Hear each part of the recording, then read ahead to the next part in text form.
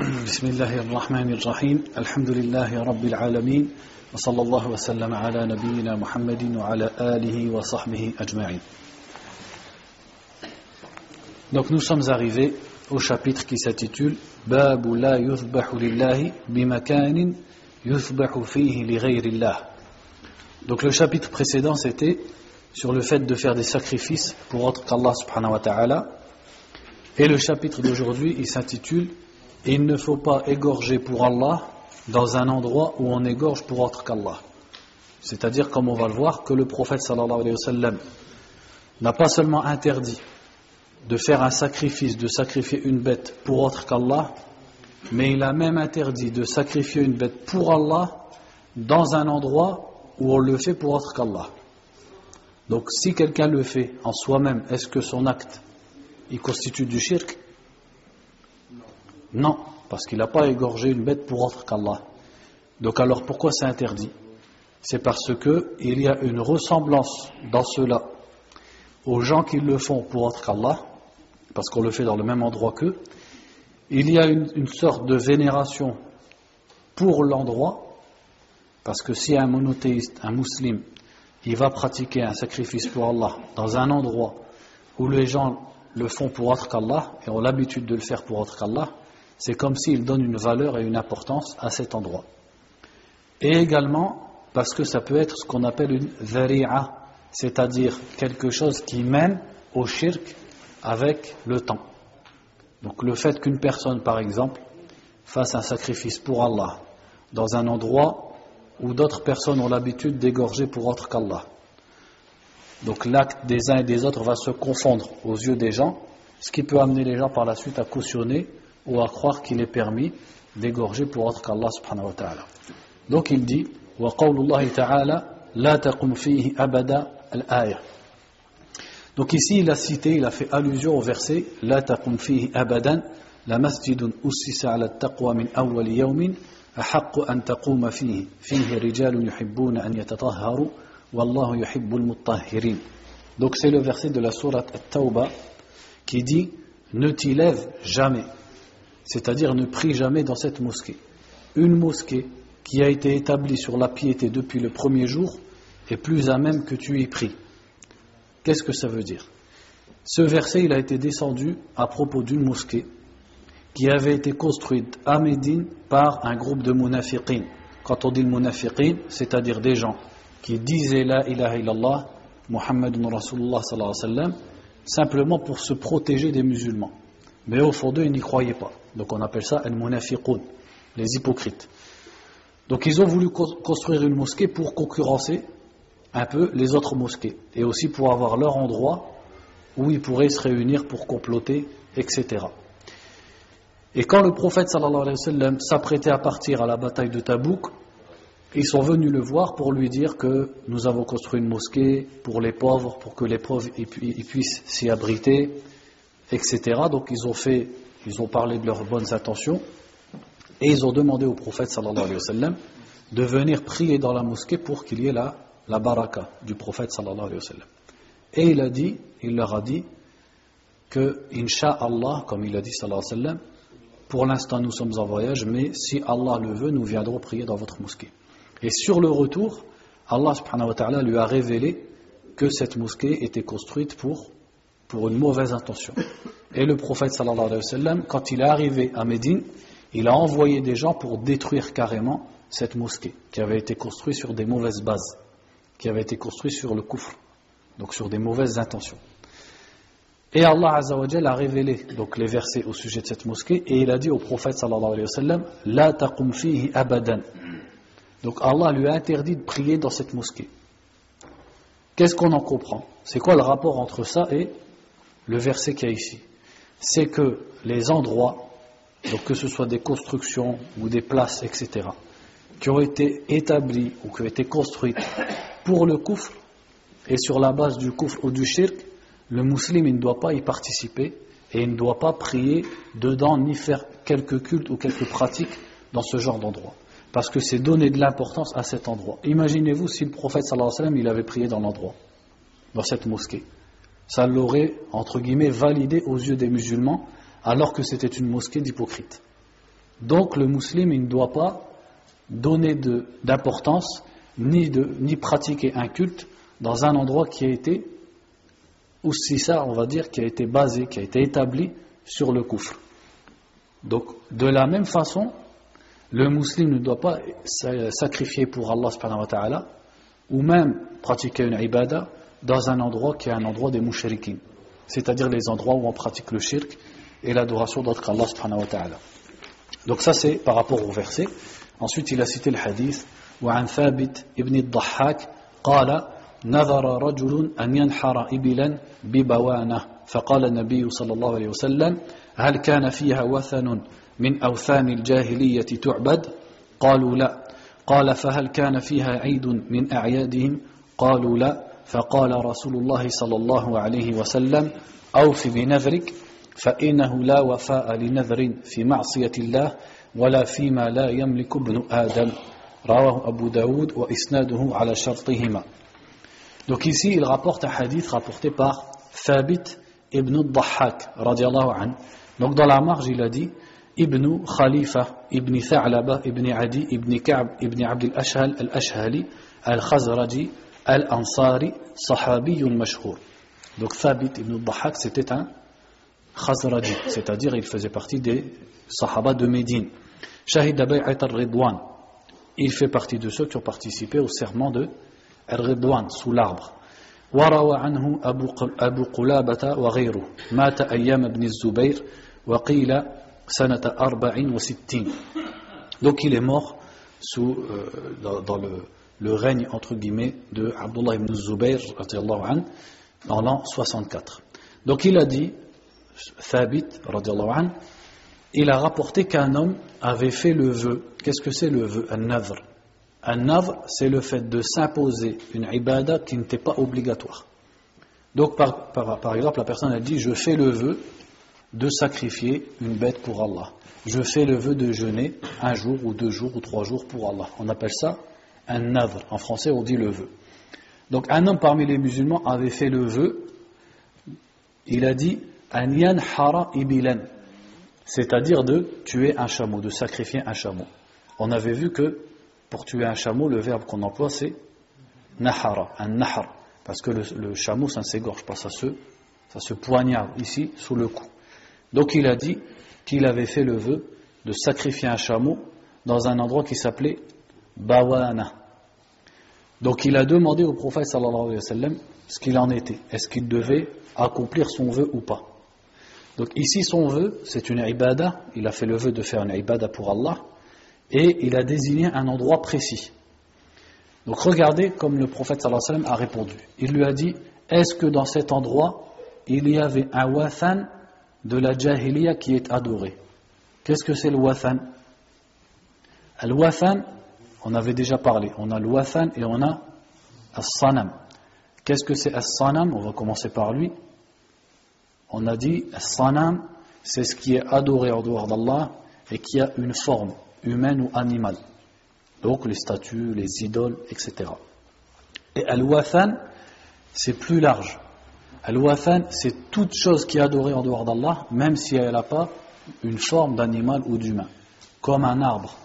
Si les gens ils adorent un arbre, l'arbre c'est un wathan. Si les gens ils adorent une tombe, la tombe c'est un wathan. Si les gens ils adorent un rocher, le rocher c'est un wathan, etc. Donc il a dit, sallallahu alayhi wa sallam, est-ce qu'il y avait dans cet endroit Bawana un wathan de la jahiliya, c'est-à-dire d'avant l'islam qui était adoré? Ils ont dit non. Il a dit est-ce qu'il y avait une fête parmi leurs fêtes? Et Eidun min a'yadihim, ils ont dit non. Et là il lui a dit alors remplis ton vœu. Donc regardez, avant de lui dire d'accomplir son vœu et son sacrifice, il a voulu vérifier sallallahu alayhi wa sallam que cet endroit c'était pas un endroit où les gens pratiquent des adorations pour autre qu'Allah et où les gens également, les mushrikines, font leur Eid, c'est-à-dire leur fête qu'ils font d'habitude et donc où ils vont faire leur culte et leurs adorations pour autre qu'Allah subhanahu wa ta'ala. Ça veut dire que si ça avait été le cas, qu'est-ce qu'il lui aurait dit? Il lui aurait dit de ne pas le faire. Donc il lui a dit finalement remplis ton vœu, c'est-à-dire va faire ton sacrifice, car il n'y a pas de vœu, ou plutôt la wafa ali nadrin, il ne faut pas accomplir un vœu dans la désobéissance à Allah. C'est-à-dire que si ce vœu avait désigné un endroit dans lequel on adore autre qu'Allah, ou dans lequel il y a une fête parmi les fêtes des mécréants, qui leur est propre, alors il aurait été interdit, ça aurait été une ma'siyah. Et il a dit wala fima la yamliku ibnu Adam, il n'y a pas de vœu non plus dans ce que l'être humain ne possède pas. C'est-à-dire que l'être humain, s'il veut faire un vœu, il ne fait pas un vœu par rapport à quelque chose qui est dans les mains d'autrui. Il dit par exemple, si Allah me guérit, j'affranchirai l'esclave d'un tel. Il ne peut pas faire ça, parce que c'est l'esclave d'un tel, ce n'est pas le sien. Il peut faire des vœux que sur l'argent, etc., qu'il possède lui. Donc il a dit, c'est rapporté par Abu Daoud, et sa chaîne de transmission est sur leurs conditions. Qu'est-ce que ça veut dire ça, quand on lit ça dans les livres? Isnaduhu ala shartihima. C'est là qu'on voit que c'est vrai qu'il faut apprendre l'arabe, mais l'arabe tout seul, ça ne suffit pas parfois pour lire un livre ou pour comprendre un livre. C'est pour ça que quand on apprend l'arabe, ou quelqu'un qui est arabophone et il veut commencer à lire des livres dans la religion, et il n'a pas de précédent dans les études, il faut qu'il prenne les livres les plus faciles possibles. Parce que, qu'est-ce qu'il va faire quand il va dire « Isnaduhu ala shartihima » ? Qu'est-ce que ça veut dire « Isnaduhu ala shartihima » ? Ça veut dire que la chaîne de transmission du hadith, par laquelle l'imam Abu Daoud l'a reporté, entre lui et le prophète sallallahu alayhi wa sallam, elle remplit les conditions d'authenticité de l'imam al-Bukhari et de l'imam Muslim. C'est-à-dire que les rapporteurs de la chaîne, les hommes qui composent la chaîne de transmission du hadith, ce sont des hommes qui sont également dans les chaînes de transmission des hadiths qui sont dans Sahih al-Bukhari et dans Sahih Muslim. Donc on passe au chapitre suivant. Le chapitre il est simple, il est clair, donc on peut passer au chapitre suivant. Babun min ash-shirki an-nadhru li ghayrillah. Chapitre suivant, il fait partie du shirk, le fait de faire un vœu pour autre qu'Allah. Donc là on vient déjà d'en parler de ce qu'on appelle un nadhr. Un nadhr, c'est le vœu. C'est le fait qu'une personne elle s'impose une ibada qui ne lui est pas obligatoire. Donc elle dit par exemple, je fais le vœu pour Allah de jeûner 3 jours. Je fais le vœu pour Allah d'accomplir une umrah. Je fais le vœu pour Allah de donner 50 € en sadaqa, etc., etc. Est-ce qu'à la base tout ça, ça lui était obligatoire? Le umrah c'est obligatoire, mais admettons qu'il l'ait déjà fait. Il n'est pas obligé d'en refaire. Donc il s'impose une ibada en disant ça. Et une fois qu'il se l'a imposé, il lui est obligatoire de l'accomplir. Et ça c'est un nadhr al-mutlaq, c'est-à-dire il fait un vœu comme ça. Sinon il y a une autre sorte de vœu, un nadhr al-mu'allaq. C'est quand il va mettre une condition dans son vœu. Il va dire par exemple sa mère elle est malade et il dit si ma mère guérit, je jeûnerai 3 jours pour Allah. C'est-à-dire comme un remerciement pour Allah subhanahu wa ta'ala. Si ma femme guérit, je ferai une umrah. Si j'ai un enfant, je donnerai une aumône de temps et temps. C'est-à-dire qu'il met une condition. Il attache son vœu à l'accomplissement d'un événement qu'il attend et qu'il souhaiterait. Donc ça, on appelle ça le vœu. Le vœu, c'est une ibada, puisque c'est le fait de dire, de vouer un vœu à quelqu'un, en l'occurrence pour les croyants à Allah Azza wa Jal, c'est une sorte de vénération envers Allah subhanahu wa ta'ala. Donc à partir de là, celui qui le fait pour autre qu'Allah aura commis du shirk, parce qu'il a voué quelque chose à autre qu'Allah, il l'a vénéré, et aussi parce qu'il va lui vouer une adoration, que ce soit un sacrifice, un jeûne, un pèlerinage vers sa tombe, etc., etc. Également, quand on parle du vœu, il faut signaler que un nadr, le fait de s'imposer comme ça une ibada, c'est pas une ibada dans le sens où elle est recommandée. Donc c'était une habitude des Arabes avant l'islam déjà de faire des vœux, que ce soit pour leurs idoles ou pour Allah subhanahu wa ta'ala. Mais le prophète sallallahu alayhi wa sallam n'a pas recommandé ou instauré le fait de faire des vœux. Donc c'est pour ça que la plupart des savants disent que le vœu il est makruh, c'est-à-dire c'est déconseillé. Pourquoi?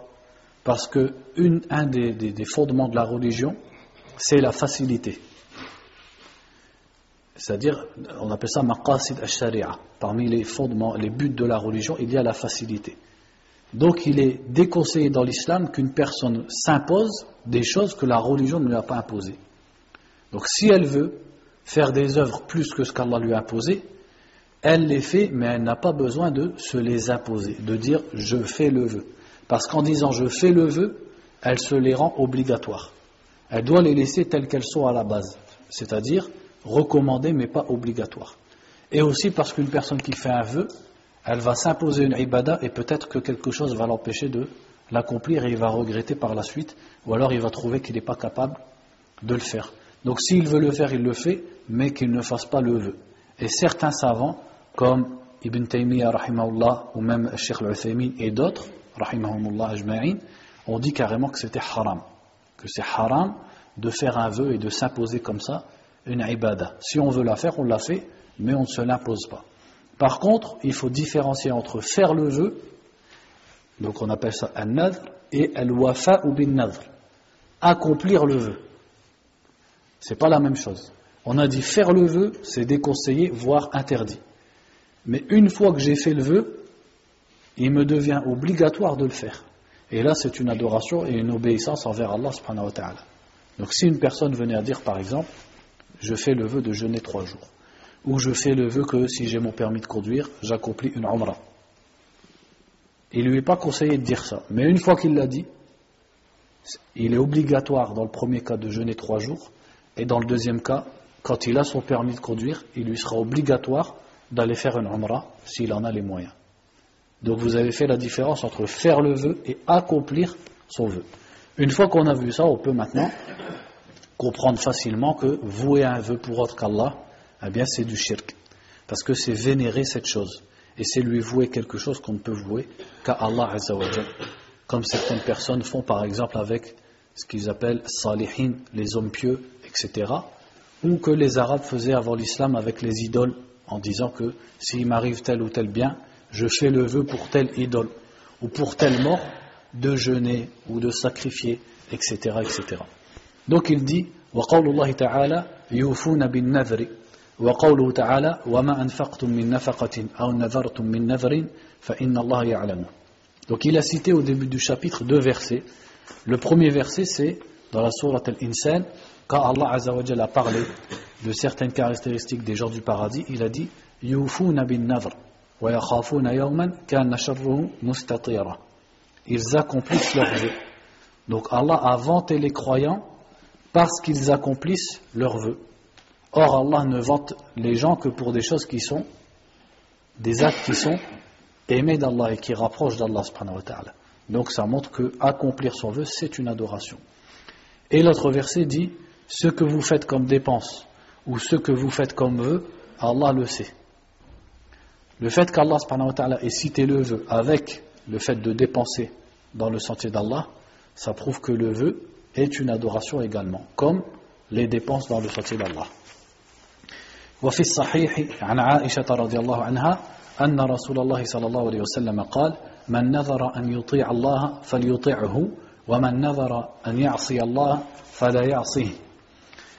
Donc ici il a cité ce hadith qui est dans le Sahih, c'est-à-dire Sahih al-Bukhari, Sahih Muslim, de Aïcha radiyallahu anha, qui a dit que le prophète a dit sallallahu alayhi wa sallam, celui qui fait le vœu d'obéir à Allah, qu'il lui obéisse. Donc ça confirme ce que je vous ai dit, qui dit, c'est-à-dire ce que je disais, que quand on s'impose un vœu, on doit obligatoirement l'accomplir. Bien sûr, à condition que ce qu'on s'est imposé soit déjà une obéissance à Allah Azza wa Jal. Et c'est pour ça qu'il a dit juste après, et celui qui fait le vœu de lui désobéir, qu'il ne lui désobéisse pas. Si quelqu'un venait à faire le vœu de commettre un péché, eh bien il ne doit pas commettre son péché. Est-ce qu'il doit s'en arrêter là, ou est-ce qu'également il doit faire kafaratul yamin, c'est-à-dire l'expiation qu'on fait quand on jure et qu'on veut revenir sur son serment? La plupart des savants, et c'est l'avis de Cheikh al-Uthaymin rahimahullah ta'ala, disent qu'il faut faire kafaratul yamin, c'est-à-dire que non seulement on revient de ce qu'on a dit, on ne va pas accomplir ce péché qu'on a voué, mais également on va faire kafaratul yamin, c'est-à-dire l'expiation d'un serment. Alors qu'une personne qui ferait le vœu pour autre qu'Allah, celui-là n'a rien à faire si ce n'est at-tawbah. Il doit revenir de ce vœu et de ce shirk qu'il a commis et il n'a pas de kafara parce qu'à la base son vœu n'est même pas considéré puisqu'il était pour autre qu'Allah. Le chapitre suivant, Babun min ash-shirki al-isti'adatu bi ghayrillah. Donc il dit, le chapitre suivant, il fait partie du shirk, le fait de chercher la protection d'autre qu'Allah. Comment il a dit ici? Al-isti'adha. Que veut dire al-isti'adha? Ça veut dire chercher al-awd. Al-awd, qu'est-ce que c'est? C'est le refuge, la protection. Donc il nous dit ici que chercher la protection et le refuge d'autre qu'Allah subhanahu wa ta'ala, c'est lui associer. Donc là on parle de chercher la protection dans ceux dont seul Allah, c'est pas facile le français, ceux dont seul Allah subhanahu wa ta'ala peut te protéger. C'est dans ces choses-là que ça deviendra du shirk. Comme une personne par exemple qui espère d'un mort ou d'un djinn ou d'un arbre ou de quoi, ou d'une idole ou de quoi que ce soit, qu'elle le protège contre le malheur. Alors que seul Allah subhanahu wa ta'ala peut te protéger du malheur, de façon générale. Ou elle espère de cette chose qu'elle le protège contre la maladie, etc., etc. Donc on ne parle pas ici du fait qu'une personne, par exemple, lorsqu'elle a une maladie, prenne un médicament. Ou prenne un médicament pour se prévenir d'une maladie. Est-ce qu'on va dire ici, il a cherché la protection d'autre qu'Allah et lui a associé? Non. Parce que ce médicament est un sabab qui effectivement aide à te protéger contre la maladie. Tant que tu crois que qui te protège de la maladie au fond et qui fait fonctionner ce médicament, c'est Allah subhanahu wa ta'ala. De la même façon, une personne par exemple qui serait en train de se noyer, ou plutôt ça rentre dans l'istiratha, une personne qui serait poursuivie par des ennemis et elle croise un groupe d'hommes ou un groupe d'amis et elle leur demande la protection, protégez-moi, aidez-moi, etc. Est-ce qu'on va dire qu'ici elle a associé à Allah? Non, parce qu'ils en sont capables. C'est pas quelque chose dont seul Allah subhanahu wa ta'ala est capable. Donc ce genre de choses, il n'y a pas de mal, ce n'est pas du shirk, tant que son cœur n'est pas attaché à ces créatures et qu'il croit que seules ces créatures peuvent les aider, peuvent l'aider ou le protéger, etc. Là où on parle de shirk, c'est une personne qui va espérer la protection contre les malheurs, la protection contre son ennemi, la protection contre la maladie, de façon générale, d'autre qu'Allah, quelle qu'elle soit, que ce soit d'un talisman, que ce soit d'une tombe, que ce soit d'un mausolée, d'un mort, que ce soit d'un djinn, etc., etc.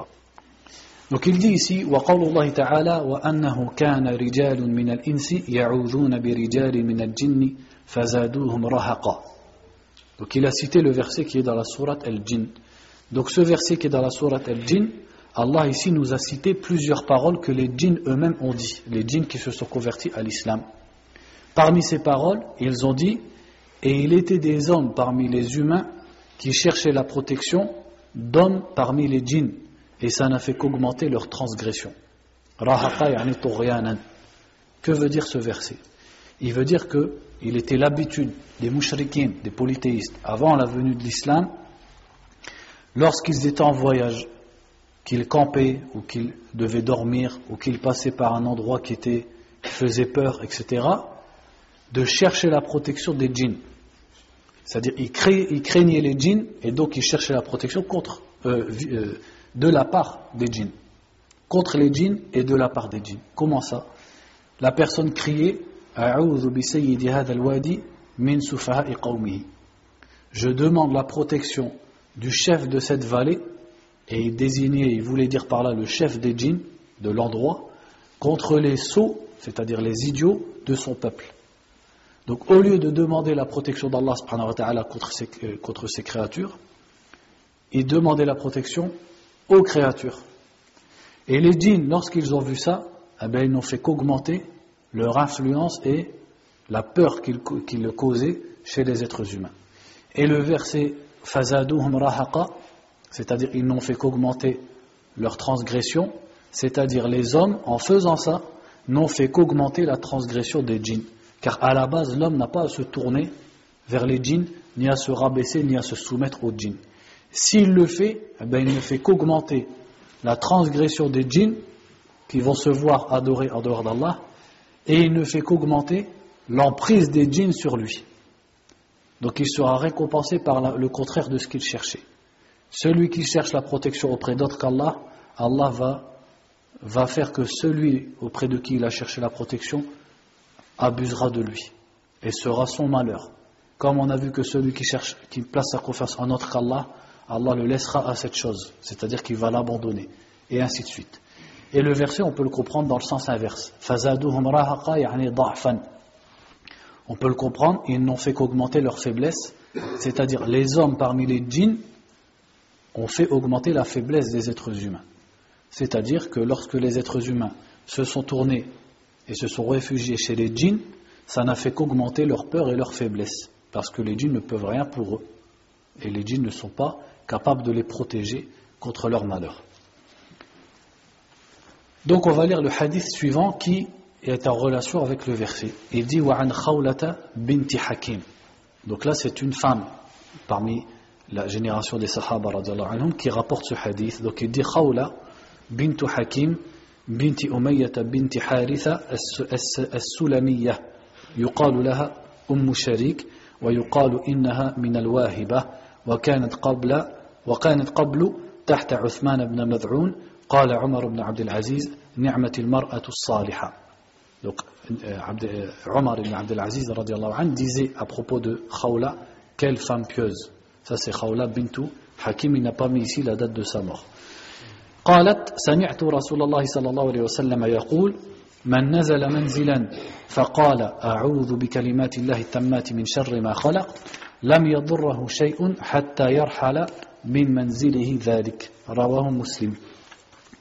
Donc elle a dit qu'elle a entendu le prophète sallallahu alayhi wa sallam dire celui qui descend dans un endroit, c'est-à-dire celui par exemple qui est en voyage et qui doit camper ou qui doit passer la nuit dans un endroit, etc. Celui qui descend dans un endroit et qui dit A'udhu bi kalimatillahi tammat, je cherche refuge auprès des paroles d'Allah parfaites, min sharri ma khalaq, contre le mal de ce qu'il a créé, lam yadurrahu shay'un, rien ne lui nuira, hatta yarhala min manzilihi dhalik, jusqu'à ce qu'il parte de cet endroit. Donc il dit sallallahu alayhi wa sallam qu'il nous enseigne une dua. Donc regardez comment l'islam a remplacé le shirk et le fait de chercher la protection auprès des djinns par le fait de chercher la protection auprès d'Allah, et il nous a enseigné des invocations pour le faire. Donc l'islam a effacé le shirk et l'a remplacé par le tawhid et le fait de se tourner vers Allah subhanahu wa ta'ala seul. Donc que veut dire la dua? A'udhu bi kalimatillahi tammat min sharri ma khalaq, ou plutôt qu'est-ce qu'il a dit ensuite? Rien ne lui nuira jusqu'à ce qu'il parte de cet endroit. Ni les djinns ni quoi que ce soit, ni même les bêtes comme les scorpions ou les serpents. Rien ne lui nuira pour celui qui le dit sidqan, c'est-à-dire il le dit sincèrement de son cœur en plaçant sa confiance en Allah subhanahu wa ta'ala. Que veut dire la dua? A'udhu. A'udhu, c'est comme asta'idhu, c'est-à-dire je cherche la protection, je cherche le refuge. Bi kalimatillahi, par les paroles d'Allah, ou auprès des paroles d'Allah. Que sont ces paroles d'Allah qui sont visées ici dans ce verset, dans ce hadith? Eh bien le hadith il est général, donc que ce soit toutes les paroles d'Allah. Et les paroles d'Allah sont diverses. Certaines paroles d'Allah sont des règles religieuses ou des révélations religieuses comme le Coran. Le Coran c'est des paroles d'Allah. Et en même temps ce sont des lois qu'Allah nous a dictées et des informations qu'il nous a révélées à propos de l'invisible, etc. Et il y a des paroles d'Allah qui sont son qada, c'est-à-dire son décret universel. Donc on a al-kalimat al-shar'iyya, les paroles religieuses entre guillemets d'Allah, c'est-à-dire sa révélation qui est le Coran, ou même les paroles qu'on a dans les hadiths qudsi et que le prophète sallallahu alayhi wa sallam nous a transmises de la part d'Allah. Et on a al-kalimat al-kawniyya, c'est-à-dire les paroles qu'Allah dit pour gérer sa création et pour gérer son univers. Et on sait que les paroles d'Allah subhanahu wa ta'ala sont indénombrables, comme il est dit dans plusieurs versets du Coran. Donc c'est-à-dire je cherche protection auprès des ordres d'Allah subhanahu wa ta'ala et de sa parole, c'est-à-dire de ce qu'il décrète pour qu'il me protège. Min sharri ma khalaq, c'est-à-dire contre le mal de ce qu'il a créé. Il n'a pas dit min sharri khalqihi, il n'a pas dit contre le mal de sa création. Pourquoi? Parce que quand on dit khalqullah, ça peut désigner deux choses. Ça peut désigner ce qu'Allah a créé, et ça revient au même sens que ce qu'il a dit ici, et ça peut désigner l'acte qui est de créer. Or, est-ce qu'il y a un mal dans l'acte d'Allah? Non. C'est-à-dire, on ne peut pas, le mal, on ne peut pas l'assimiler à Allah dans le sens où Allah aurait fait du mal en créant telle ou telle chose. Ça, on ne peut pas le dire. Toute la création d'Allah est un bien, c'est-à-dire le fait qu'Allah ait créé toute chose, c'est un bien. Mais dans les créatures d'Allah, il y a du mal. Ce mal, c'est Allah qui l'a créé, et c'est lui qui l'a destiné, mais il l'a destiné pour une raison. Cette raison, cette sagesse, c'est un bien. Donc le fait qu'Allah crée, c'est toujours un bien, mais Allah crée des choses qui sont bonnes comme il crée des choses qui sont mauvaises. Donc c'est pour ça qu'on traduit par le mal de ce qu'il a créé. C'est-à-dire que dans ce qu'il a créé, il y a du mal, et je cherche protection contre ce mal. Et en plus, c'est certaines des créatures d'Allah, car certaines des créatures d'Allah ne comportent aucun mal, comme par exemple les anges, les prophètes, le paradis, etc. Les savants, souvent, quand ils expliquent ce hadith, ils rapportent une parole de l'imam Al-Qurtubi, rahimahullah ta'ala, qui disait qu'il a jarrabtu hada. Il dit, j'ai expérimenté ce hadith. Et il dit, car il avait toujours l'habitude de le dire, et une fois qu'il ne l'a pas dit, il s'est fait piquer par un scorpion. Alors que jamais il ne lui arrivait rien du tout. Et un jour, il s'est fait piquer par un scorpion, et il s'est rappelé qu'il avait oublié de dire cette dua. Donc on passe au chapitre suivant. Babun min ash-shirki an yastaghitha bi ghayri Allah aw yad'uwa ghayrahu.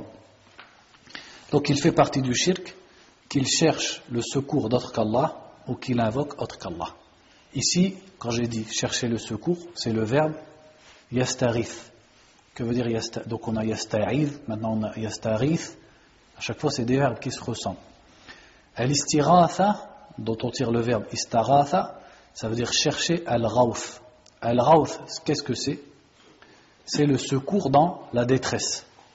Une personne, par exemple, va se noyer et elle cherche l'aide de quelqu'un, on appelle ça demander le ghawth, c'est-à-dire demander le secours dans une situation difficile et dans la détresse. Donc al-istiratha, c'est demander le secours d'Allah dans la détresse. Les deux, si vous pouvez vous séparer, les deux là, barakallahu fikoum. S'il y en a qui peut s'asseoir de l'autre côté. Non, si tu peux carrément t'asseoir là-bas, barakallahu fik. Donc al-istiratha, en fait, c'est une sorte d'invocation qui consiste à demander qu'Allah Azza wa Jal te sauve de la détresse, te sauve d'un malheur, te sauve de la noyade par exemple, etc. Et il dit ensuite, ou qu'il invoque autre qu'Allah. Donc il a cité deux choses, il a cité l'istiratha et il a cité ad-du'a. Et comme on le comprend, l'istiratha en fait est dans ad-du'a. Donc il a commencé par quelque chose de particulier et il a fini par celui qui est plus large. Donc en vérité, l'istiratha ça rentre dans ad-du'a, mais c'est plus précis. Pourquoi il l'a cité précisément? Pourquoi il n'a pas dit simplement, il fait partie du shirk d'invoquer autre qu'Allah? Pourquoi il a précisé aussi l'istiratha par autre qu'Allah? C'est parce que l'istiratha par autre qu'Allah est quelque chose qui est beaucoup pratiqué par ceux qui font le shirk. C'est un des principaux shirks qu'ils commettent. C'est qu'ils demandent, quand ils sont dans des situations difficiles, que ce soit la pauvreté, ou que ce soit, par exemple, une situation face à un ennemi, ou une noyade, où le bateau va couler, etc. Et là, ils se tournent vers leur divinité. Et ça, c'est présent même dans les pays musulmans avec ce qu'ils appellent l'awliya wa salihin. Pourquoi je dis ce qu'ils appellent l'awliya wa salihin? Pourquoi ce n'est pas des awliya et des salihin? Parce que des fois, la personne qui est enterrée, certains c'était des fujjar, c'est-à-dire c'était même pas des salihin. Premièrement, qualifier une personne de salih, déjà c'est parce que salah, c'est pas seulement à l'extérieur, c'est aussi à l'intérieur. Dire d'une personne que c'est un vertueux, pourquoi c'est dur? C'est parce qu'il peut être vertueux en apparence, mais tu ne sais pas ce qu'il a dans son cœur. Ça, c'est la première chose. La deuxième chose, c'est que beaucoup de ceux qui sont enterrés dans les tombes, dans les mausolées, et que les gens adorent, il y en a beaucoup que les gens appellent des salihin, alors que parfois c'était même des kuffars. Parfois c'était des sorciers, des musha'widhin. Parfois c'était des charlatans, etc. Comme le cas de Al-Badawi, par exemple, en Égypte. Al-Badawi, les gens l'adorent en dehors d'Allah, ils disent c'est un wali, c'est un salih, alors qu'il était connu que c'était un talih et non pas un salih. C'était quelqu'un qui était déviant de la voie d'Allah subhanahu wa ta'ala. Donc, Shaitan a joué avec beaucoup de personnes et il leur a désigné des salihin. Parfois, ce sont même des animaux. Parfois, ce sont des chiens, parfois, ce sont des ânes. Ils les ont enterrés. Et après, Shayatin, ils ont dit aux gens que c'était un homme pieux qui était là, et les gens, ils adorent la tombe. et en fait ils viennent sacrifier ou ils tournent autour de la tombe d'un chien ou d'un âne. Donc ça c'est quelque chose que les gens font beaucoup. Ils se tournent pour la protection ou pour être sauvés et avoir le secours envers leur divinité, ou plutôt leur divinité qu'eux ont placée comme des divinités, donc souvent parmi ce qu'ils appellent les salihin, parmi les hommes pieux. Donc il a cité ici le verset, il dit وَقَوْلُ اللَّهِ تَعَالَى وَلَا تَدْعُ مِن دُونِ اللَّهِ مَا لَا يَنْفَعُكَ وَلَا يَضُرُّكَ فَإِنْ فَعَلْتَ فَإِنَّكَ إِذًا مِنَ الظَّالِمِينَ وَإِنْ يَمْسَسْكَ اللَّهُ بِضُرٍّ فَلَا كَاشِفَ لَهُ إِلَّا هُوَ. Donc il a cité ce verset qui dit et n'invoque pas en dehors d'Allah ce qui ne t'est ni utile ni nuisible. Ma la yanfa'uk, c'est-à-dire qui ne te ramène pas de bien, wa la yadurruk, et qui ne t'est pas nuisible. C'est-à-dire que le seul qui de façon absolue et complète peut te ramener le bien ou te nuire, c'est Allah subhanahu wa ta'ala. Toute créature d'Allah azza wa jal peut être utile ou peut te nuire que si Allah azza wa jal la laisse faire. Donc pourquoi chercher auprès d'eux le bien ou chercher auprès d'eux la protection? Donc Allah dit et n'invoque pas en dehors d'Allah ce qui ne t'est pas utile et qui ne peut pas te nuire. Et si tu le faisais, tu ferais partie des zalimin, des injustes, car tu aurais invoqué autre qu'Allah alors que seul Allah subhanahu wa ta'ala mérite d'être invoqué. Ensuite le deuxième verset dit et si Allah te touche par un mal, nul d'autre que lui ne peut l'enlever. Ça prouve qu'Allah Azza wa Jal destine le mal à ses créatures. Et c'est pour leur bien. C'est pour les éprouver, c'est pour les purifier, c'est pour qu'ils se dirigent vers lui, subhanahu wa ta'ala. Donc Allah te dit, si Allah te touche par un mal, nul d'autre que lui ne peut l'enlever. La kashifa lahu. Kashif, c'est-à-dire qui va le dissiper. La kashifa lahu illahu. Personne ne peut dissiper ce mal à part Allah subhanahu wa ta'ala. Lui qui te l'a destiné, c'est lui qui peut te l'enlever. Donc pourquoi alors te diriger vers autre qu'Allah azza wa jal et prier autre qu'Allah? Le verset suivant dit, donc déjà ce verset il nous montre que celui qui vient vouer une dua, donc une invocation à autre qu'Allah subhanahu wa ta'ala devient mushrik. فَإِنَّكَ إِذًا مِنَ الظَّالِمِينَ. Car il aurait voué l'ibada à autre qu'Allah azza wa jal et à dua à autre qu'Allah. وقوله فابتغوا عند الله الرزق واعبدوه واشكروا له إليه ترجعون. Ensuite il a cité une partie du verset qui dit cherchez auprès d'Allah al-rizq. Qu'est-ce que c'est al-rizq?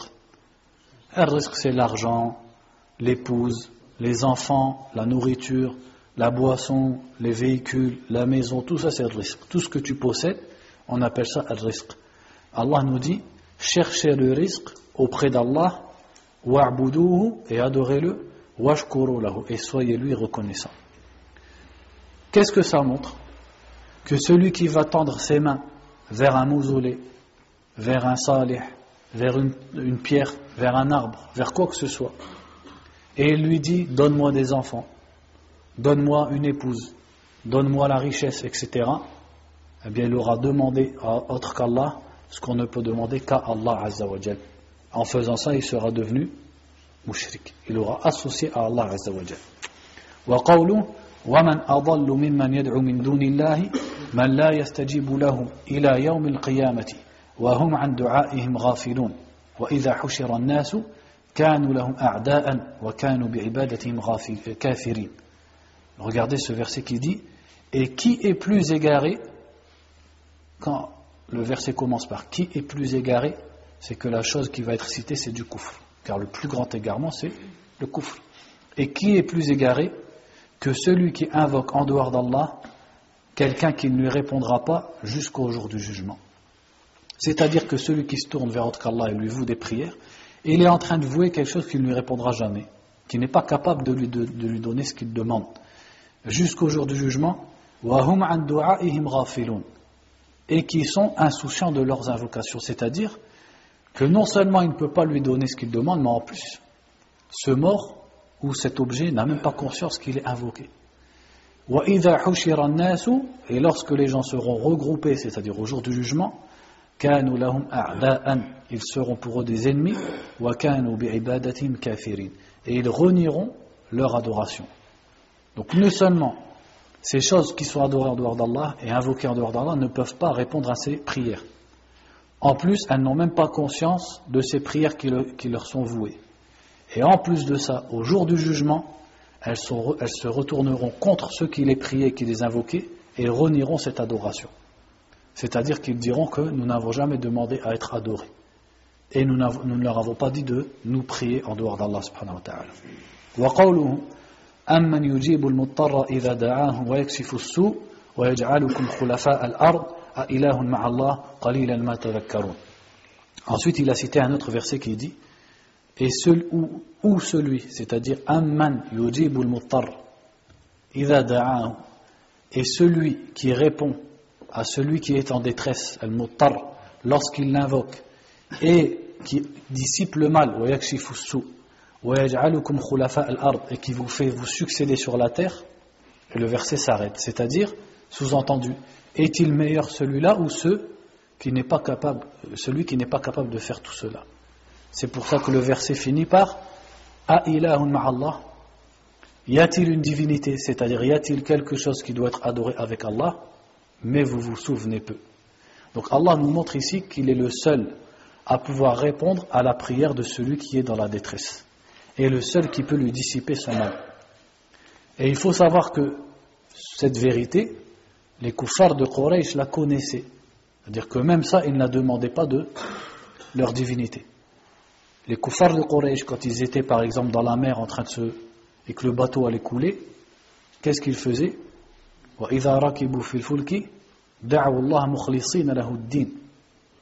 C'est-à-dire, lorsqu'ils sont dans le bateau, ils invoquent Allah en lui vouant exclusivement leur prière. Et lorsqu'ils reviennent sur terre, ils reviennent à leur shirk. Parce qu'ils savent qu'Allah seul est capable de les sauver. Simplement, ils adoraient leur divinité pour être des intermédiaires entre eux et Allah. Mais les sortir d'une situation difficile, les sortir de la maladie, de la détresse, ils savaient que seul Allah n'était capable.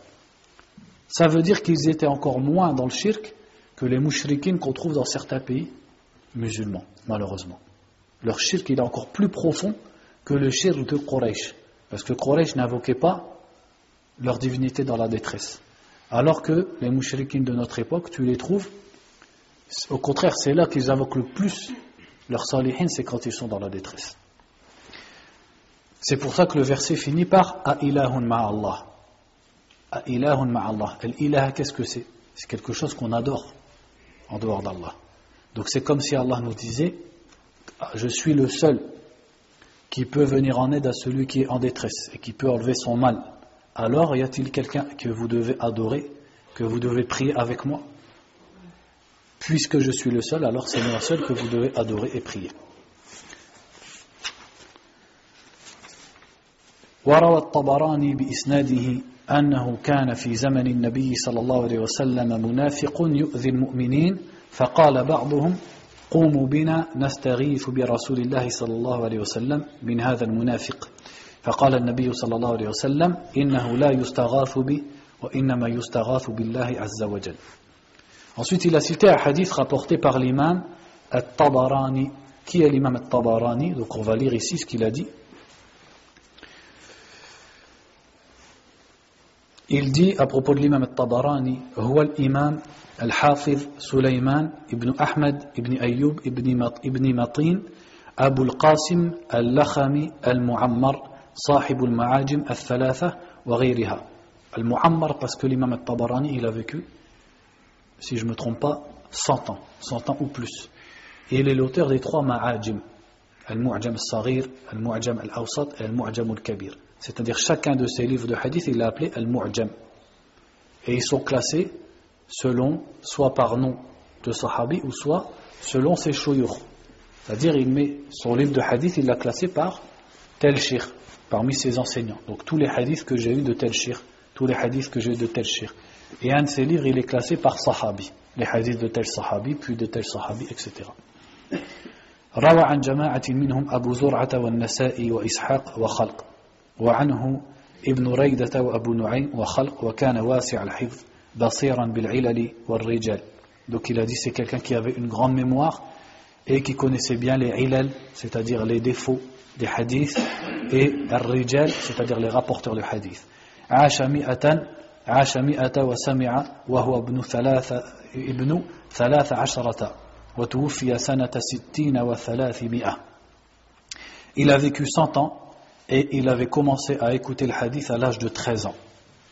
Donc de 13 ans jusqu'à 100 ans dans les sciences, l'écoute et la transmission du hadith. C'est pour ça l'imam al-Tabarani, il était un pont entre des imams qui étaient avancés comme An-Nasa'i, Abu Zur'a et les imams d'après, parce qu'il a vécu 100 ans.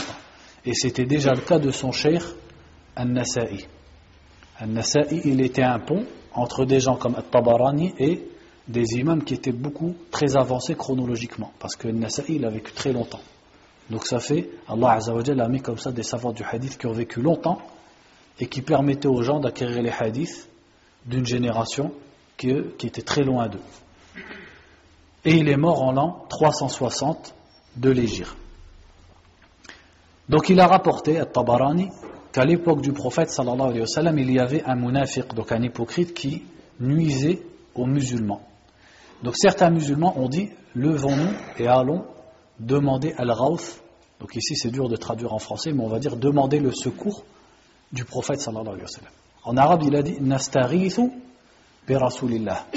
Donc c'est-à-dire nous allons demander l'aide ou le secours du prophète sallallahu alayhi wa sallam. Est-ce que, ici il faut qu'on s'arrête dans le hadith, est-ce que cette demande elle était du shirk ou pas? Cette demande elle n'est pas du shirk, car le prophète en tant qu'homme obéi et écouté, il était en capacité d'agir et d'empêcher ce munafiq de nuire aux musulmans. Mais le prophète sallallahu alayhi wa sallam leur a dit la yustaghathu bi. On ne demande pas mon secours, on demande le secours d'Allah. Pourtant, est-ce que les Sahaba avaient le droit de demander le secours du prophète sallallahu alayhi wa sallam dans des choses qu'il était capable de faire? Oui, et il le faisait. Donc qu'est-ce qu'il a voulu dire par là? C'est que ce genre de terme, al-istighatha, il ne faut pas l'employer quand on parle d'une créature. Même si c'est vrai qu'ils ont demandé son secours et que dans ce cas, ce n'était pas du shirk parce qu'il était capable de barrer la route de cet hypocrite. Mais pour les éduquer et les éloigner du shirk et que quelqu'un ne comprenne pas que toute istighatha est valable envers le prophète sallallahu alayhi wa sallam, il a dit la yustaghathu bi. Il a complètement barré la route. C'est comme s'il leur disait n'employez pas ce terme avec moi, car à l'istighatha je peux vous devenir en secours dans certaines choses car j'en suis capable, mais il y a une istighatha qui est propre à Allah subhanahu wa ta'ala. Donc on ne demande pas l'istighatha, on demande l'istighatha qu'à Allah azza wa jal. C'est comme lorsqu'il a dit par exemple as-sayyid huwa Allah. Quand il a dit as-sayyid, c'est Allah, alors que lui-même sallallahu alayhi wa sallam, lorsqu'il a parlé de Sa'd ibn Mu'adh, il a dit qumu ila sayyidikum. Il a appelé pour les Ansar sayyidukum, votre maître, votre seigneur, votre chef. Alors que dans un autre hadith, il a dit as-sayyid, le maître, le chef, le seigneur, c'est Allah. C'est-à-dire pour barrer la route au shirk et aux mauvaises compréhensions.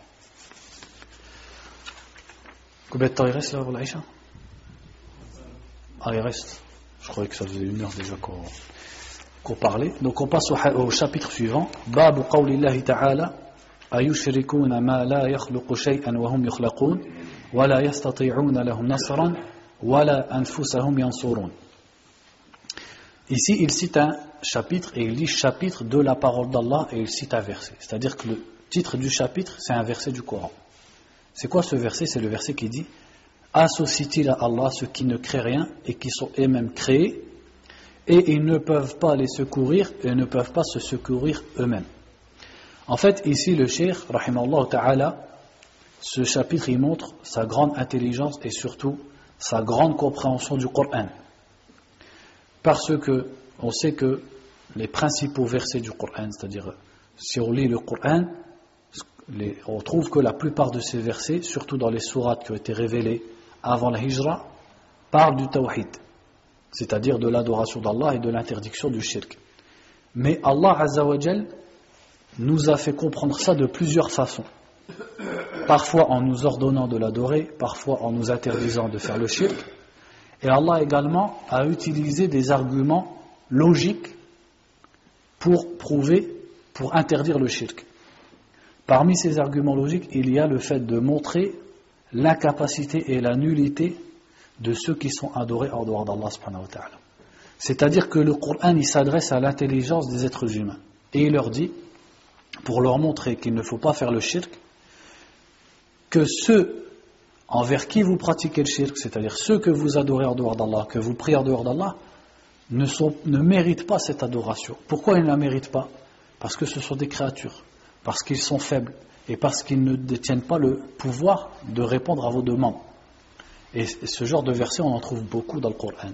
Et le cheikh ici, il nous a mis un chapitre complet sur ça. Donc, par exemple, le premier verset, il dit « Associe-t-il à Allah ceux qui ne créent pas et qui sont eux-mêmes créés ».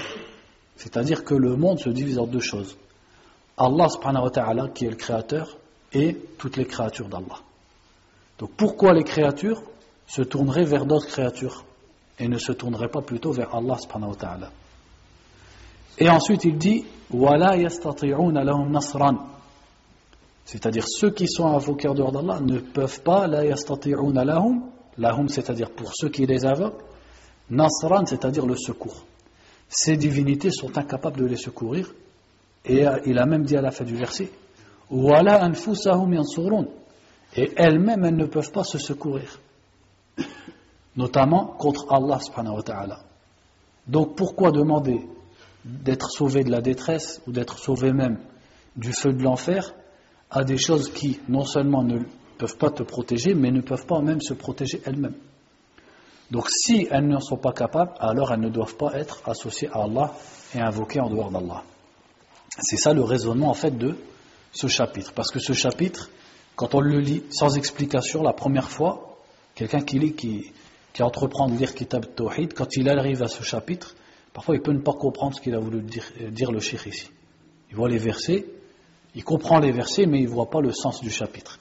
Ensuite il dit وَقَوْلُهُ وَالَّذِينَ تَدْعُونَ مِن دُونِهِ مَا يَمْلِكُونَ مِن قِطْمِيرٍ إِن تَدْعُوهُمْ لَا يَسْمَعُوا دُعَاءَكُمْ وَلَوْ سَمِعُوا مَا اسْتَجَابُوا لَكُمْ وَيَوْمَ الْقِيَامَةِ يَكْفُرُونَ بِشِرْكِكُمْ وَلَا يُنَبِّئُكَ مِثْلُ خَبِيرٍ. Donc ici, il a cité plusieurs versets également où Allah Azza wa Jal nous montre la faiblesse et la nullité de ce qui est invoqué en dehors d'Allah. Donc le verset dit وَالَّذِينَ تَدْعُونَ مِن دُونِهِ مَا يَمْلِكُونَ مِن قِطْمِيرٍ.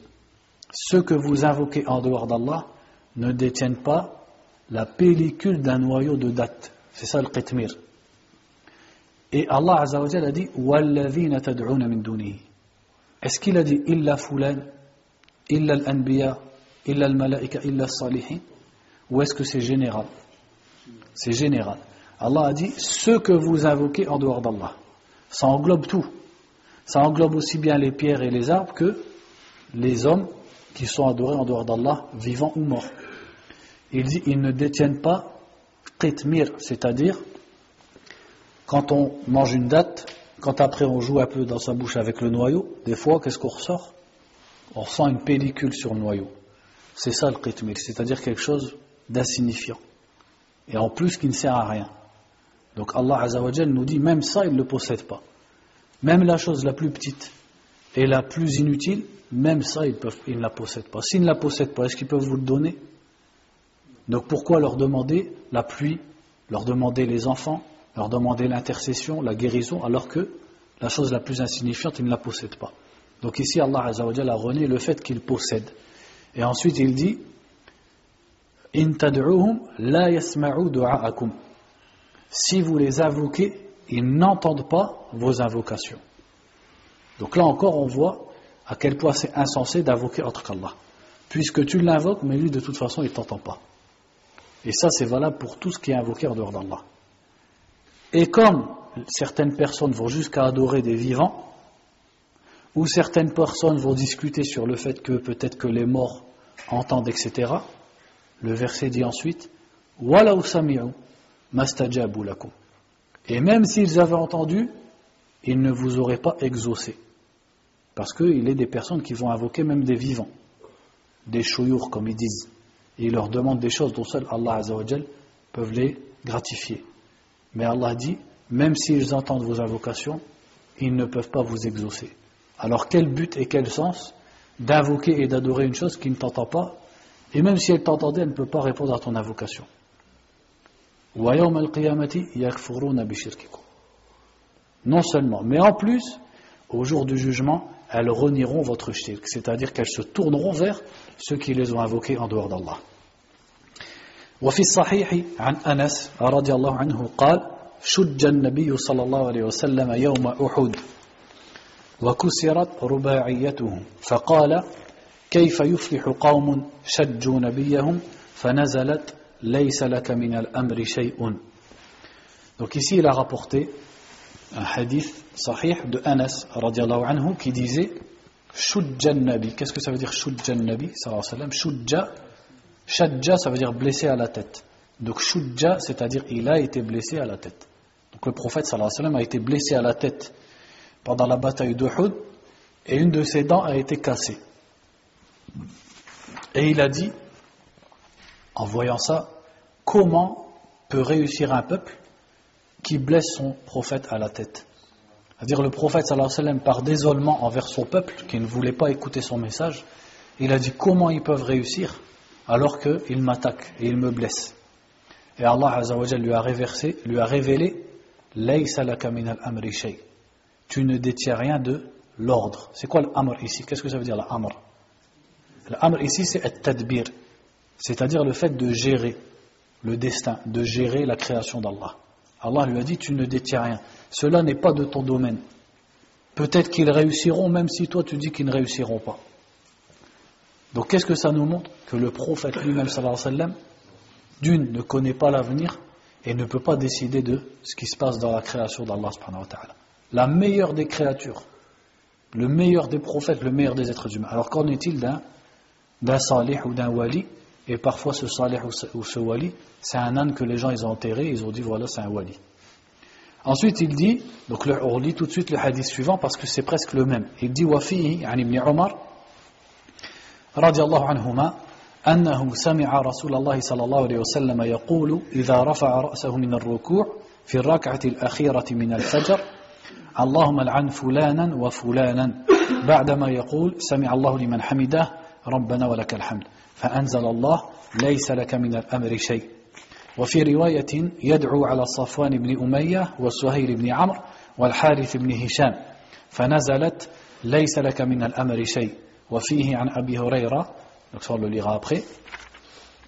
Donc ici Abdullah ibn Omar radiallahu anhuma a rapporté qu'il entendait le prophète sallallahu alayhi wa sallam dire dans la prière du Fajr, dans la deuxième raka'a, quand il se relevait et il disait Sami Allahu liman hamidah, il disait oh Allah, maudit un tel et un tel. C'est-à-dire qu'il invoquait Allah à voix haute contre certains mécréants. Et dans une autre version, il a précisé les noms. C'était Safwan ibn Umayya, Suhayl ibn Amr et Al-Harith ibn Hisham. Et Allah lui a révélé Laysa laka min al-amri shay'un. Donc imaginez-vous, ici le prophète sallallahu alayhi wa sallam a subi l'injustice de certaines personnes. Et ces personnes qui ont été citées à ce moment-là, c'était les têtes des mécréants. On sait que la vie du prophète elle a été longue et son message il a duré 23 ans. Donc les têtes du koufr elles changeaient, des fois elles mouraient, etc. Et à ce moment-là, c'était eux, ceux qui ont été cités ici, c'était eux les dirigeants du koufr, ceux qui dressaient les gens contre le prophète sallallahu alayhi wa sallam. Donc le prophète sallallahu alayhi wa sallam faisait des du'a contre eux dans la prière du Fajr, à voix haute. Donc c'est-à-dire que les sahaba sont derrière, radiallahu anhum, et ils disent Amin. Mais Allah lui a révélé Laysa laka min al-amri shay. Tu ne détiens rien de l'ordre. C'est-à-dire tu ne décides rien et tu ne gères pas la création et tu ne destines rien. Et ces trois-là se sont convertis à l'islam. Ça veut dire que même le prophète sallallahu alayhi wa sallam peut invoquer Allah, mais Allah décide autrement que ce que le prophète sallallahu alayhi wa sallam a souhaité. Ici, il a souhaité la malédiction. Qu'est-ce que c'est la malédiction? Se convertir à l'islam, c'est le contraire de la malédiction. La malédiction, c'est-à-dire qu'Allah les éloigne de sa miséricorde.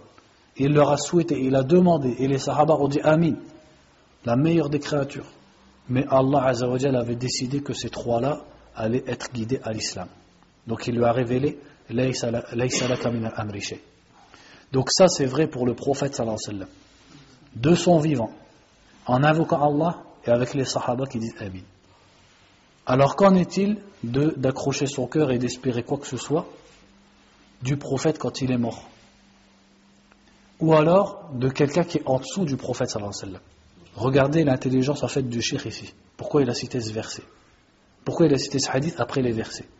C'est pour nous dire, si ça c'est vrai pour le prophète sallallahu alayhi wa sallam, il n'a pas été capable de condamner ces personnes, car Allah en a décidé autrement, alors pourquoi se tourner d'une vers le prophète sallallahu alayhi wa sallam, mais alors même vers quelqu'un d'autre?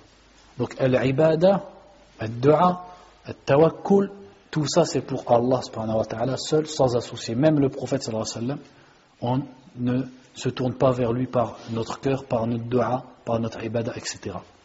Et l'ibada est pour Allah, et le fait de suivre et d'obéir est pour le prophète sallallahu alayhi wa sallam. On obéit à Allah en suivant et en obéissant au prophète Muhammad sallallahu alayhi wa sallam. Donc le prophète sallallahu alayhi wa sallam c'est notre exemple. Et on l'aime plus qu'on s'aime nous-mêmes, plus que notre père, plus que notre mère, etc. Mais l'ibada c'est pour Allah azza wa jal seul. Donc imaginez-vous la puissance de ce hadith dans le sujet, pour montrer la nullité du shirk.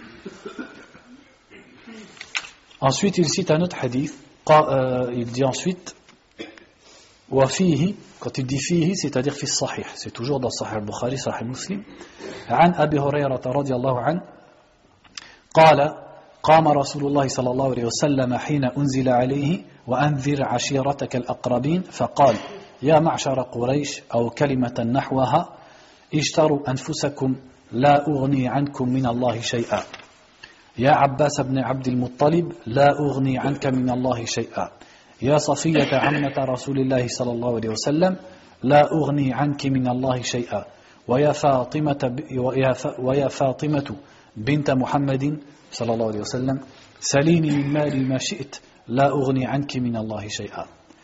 Ici Abu Hurayra rapporte radiyallahu anhu que lorsqu'Allah azza wa jal a révélé au prophète sallallahu alayhi wa sallam wa anzir ashiratak al-aqrabin, donc c'est la première fois qu'Allah a ordonné au prophète de faire la da'wa de façon publique, et il lui a dit de commencer par les gens les plus proches de sa famille.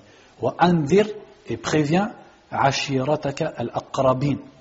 Al-ashira, c'est-à-dire la famille, la tribu, al-aqrabin, c'est-à-dire les plus proches. Quand Allah a révélé ça au prophète sallallahu alayhi wa sallam, le prophète s'est adressé à eux et il leur a dit ô Quraysh, rachetez vos propres personnes car je ne peux rien pour vous. C'est-à-dire convertissez-vous à l'islam, obéissez à Allah subhanahu wa ta'ala, car moi je ne peux rien pour vous. Ensuite il a dit ô Abbas ibn Abd al-Muttalib, c'est-à-dire il s'adresse à son oncle. Il lui a dit rachète ta propre âme car je ne peux rien pour toi. C'est qui dit ça ici? C'est le prophète Mohammed sallallahu alayhi wa sallam, Sayyidu waladi Adam, le meilleur des êtres humains, et il dit à son oncle je ne peux rien pour toi, je ne peux pas te sauver du châtiment d'Allah subhanahu wa ta'ala. Ensuite il dit ô Safiya, il s'adresse à sa tante, je ne peux rien pour toi auprès d'Allah. Et ensuite il a dit ô Fatima, fille de Mohammed, demande-moi ce que tu veux de mon argent, je ne peux rien pour toi auprès d'Allah. C'est-à-dire te donner de l'argent, être bienfaisant envers toi, ça je le peux, mais je ne peux pas te sauver, je ne peux rien contre toi devant Allah azza wa jal. Donc si ça c'est vrai pour le prophète sallallahu alayhi wa sallam, alors qu'en est-il de ceux qui invoquent des mausolées, des gens qui sont morts, etc. Alors que le meilleur des êtres humains lui-même dit à sa famille qui sont les plus proches de lui et de son vivant, je ne peux rien pour toi auprès d'Allah subhanahu wa ta'ala. Il ne peut rien si ce n'est invoquer Allah en leur faveur, et au jour du jugement, s'ils font partie de ceux qui le méritent, Allah azza wa jal lui dira d'intercéder en la faveur de qui il veut, sous l'ordre d'Allah azza wa jal. C'est lui qui lui dira d'intercéder. Donc on a fini pour ce chapitre. Le chapitre suivant, il est dans le même état d'esprit, donc on le lira la fois prochaine. Barakallahu fikum, wallahu a'lam, wa sallallahu wa sallam ala nabiyyina Muhammadin wa ala alihi wa sahbihi.